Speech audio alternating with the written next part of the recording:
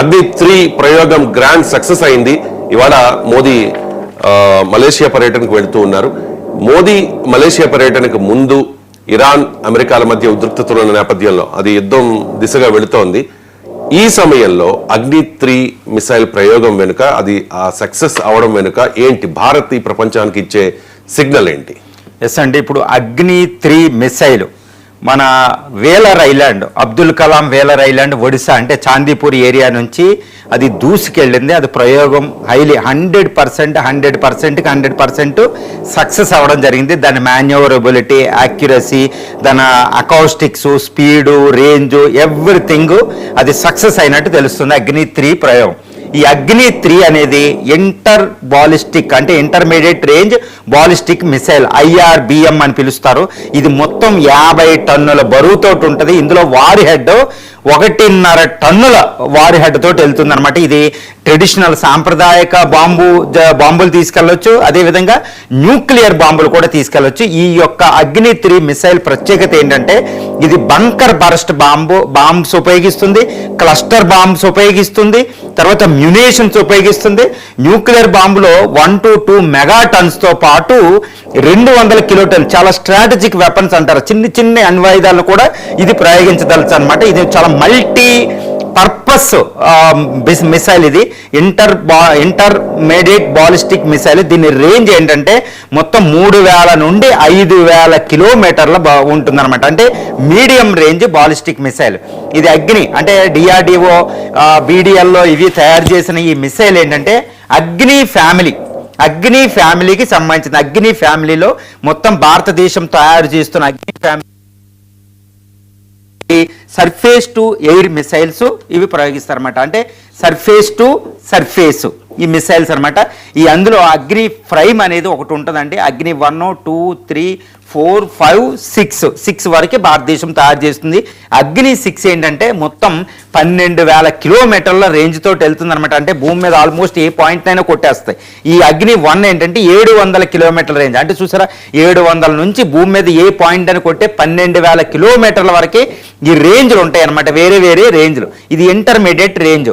ఈ మిసైల్ ఏంటంటే 2006లో మొట్టమొదటిగా ఇది ప్రయోగించడం జరిగింది. అప్పటి నుంచి డజన్ల కొద్ది టైంలో ప్రయోగించి ఇండియా యొక్క స్ట్రాటజిక్ ఫోర్స్ కమాండ్ ఆధ్వర్యంలో దీన్ని తీసుకురావడం జరిగింది. ఆల్రెడీ భారత్ అమ్ముల పొదిలోకి వెళ్ళిపోయింది. అయినప్పటికీ ఇది వివిధ వాతావరణ పరిస్థితుల్లో వివిధ కాలాల్లో ఇంకా అప్డేట్ చేస్తూ ఎప్పటికప్పుడు ప్రయోగాలు చేస్తూ ఉంటారన్నమాట. అందులో భాగంగానే ఇది ప్రయోగించబడింది.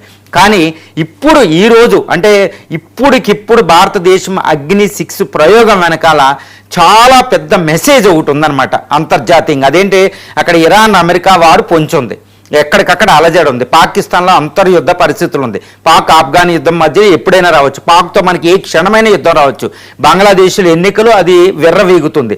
చైనా కుయుక్తులు ఎక్కువగా ఉన్నాయి కాబట్టి అదొకటి. తర్వాత ట్రంప్ కూడా వేరేగా ఉన్నారు. తర్వాత సౌత్ ఈస్ట్ ఏషియా, భారత ప్రధాని ఈరోజు మలేషియా పర్యటనకి కొన్ని గంటల ముందు అగ్ని-3 ప్రయోగించబడింది. దీని వెనకాల చాలా స్ట్రాంగ్ మెసేజ్ ఉందండి. అంటే ఏంటంటే ఒక మిసైల్ని సరైన సమయంలోనే ప్రయోగిస్తారు. చూడండి, అగ్ని-6 ప్రయోగించాలి భారతదేశం. అదేవిధంగా సూర్య కన్నాంతర క్షిపణిని ప్రయోగించాలి. కానీ అవి తయారున్న భారతదేశం వాటిని పోస్ట్ పోన్ చేస్తుంది. ఎందుకంటే అమెరికాతో ట్రేడ్ డీల్ ఉంది, యూరోపియన్ యూనియన్తో ట్రేడ్ డీల్ ఉంది. ఇప్పుడు అగ్ని-6 అదేవిధంగా సూర్య మిసైల్ అనేవి ఆ దేశాలను కొట్టగలిగింది. కాబట్టి అగ్ని-6 సూర్య మిసైల్ని మనం ప్రయోగించి టెస్ట్ చేసి చూస్తే ఆ దేశాలకు కోపం వస్తుంది. ఇప్పుడు ట్రేడ్ డీల్ అయ్యే వరకు వాటిని పక్కన పెట్టాం, అదేం తప్పేం లేదు. ఎందుకంటే ఫ్రెండ్షిప్పే, యుద్ధం వచ్చినప్పుడు యుద్ధం ప్రిపరేషన్, కావాల్సినప్పుడు ఉత్తిగా జబ్బలాట్లు పెట్టుకోవాల్సిన సమయం ఒకటి ఉంటుంది అనమాట. అందుకే ఆ రెండింటిని మనం పోస్ట్ పోన్ చేస్తున్నాం. అంటే అగ్ని-3 ఈరోజు ప్రయోగించడం వెనకాల ఏముంది అంటే చాలా పెద్ద మెసేజ్ ఉంది. ముఖ్యంగా చైనాకి, యునైటెడ్ స్టేట్స్ ఆఫ్ అమెరికాకి స్ట్రాంగ్ మెసేజ్ మోడీ గారు పంపుతున్నారు. ఈరోజు మలేషియా పర్యటనకు వెళుతున్నారు. మలేషియా అనేది ఆసియాన్లో 10 దేశాల ఆసియా కూటమిలో చాలా కీలకమైన దేశం. తర్వాత ఇస్లామిక్ ఆర్గనైజేషన్ ఆఫ్ ఇస్లామిక్ కంట్రీస్లో అది ఒక ప్రముఖమైన దేశం అనమాట.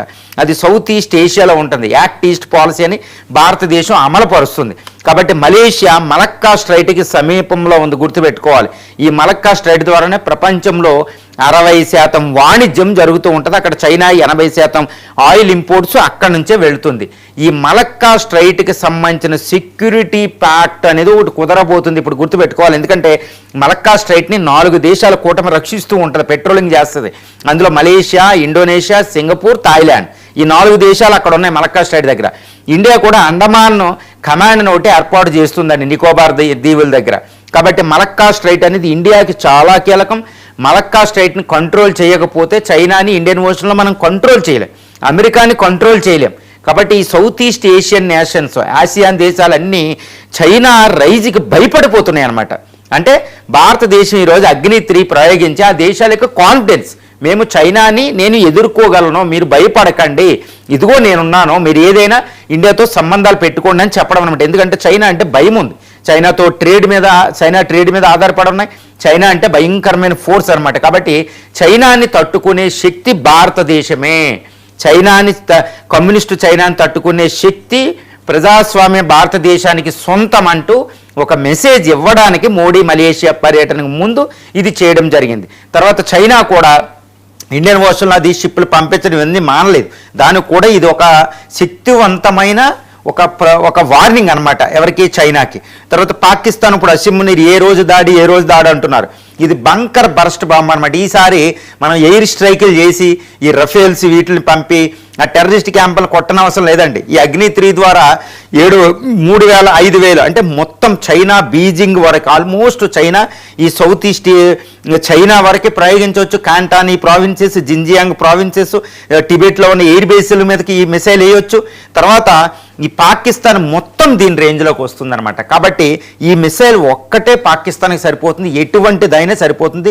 రెండోది ఈ మిసైల్ స్పీడ్ కూడా 24 మ్యాక్ తోటి వెళ్తుందండి. అంటే 24 మ్యాక్ అంటే ఆల్మోస్ట్ 27,000 కిలోమీటర్లు వెళ్తుంది గంటకి. దీన్ని ఆపడం ఏ ఎయిర్ డిఫెన్స్ సిస్టమ్ కూడా పనిచేయదు. Even United States of America, రష్యాలు కూడా ఈ మిసైల్ని అడ్డుకోవడం అసంభవం అనమాట. అంత స్పీడ్ తోటి వెళ్తుందండి.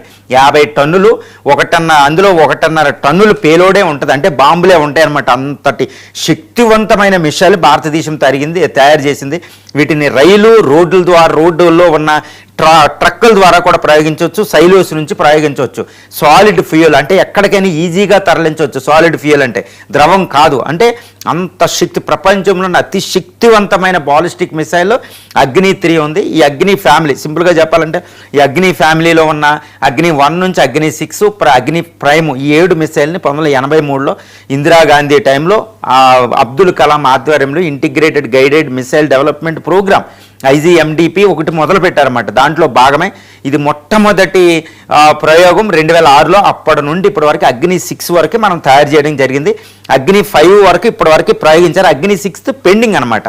సో అగ్ని అనేది భారతదేశం ఒక శక్తివంతమైన మిసైల్ ఫోర్స్గా తయారు చేసిందనమాట. అంతటి శక్తివంతం. దీని BDLలో DRDO, భారత్ ఎలక్ట్రానిక్స్ లిమిటెడ్, ఇంకా వీటితో పాటు ఎన్నెన్నో కొన్ని వందలాది భారత defence, private, public sector undertakings ఈ ప్రయోగంలో ఇన్వాల్వ్ అయి ఉన్నాయన్నమాట. ఒక అద్భుతం ఇది.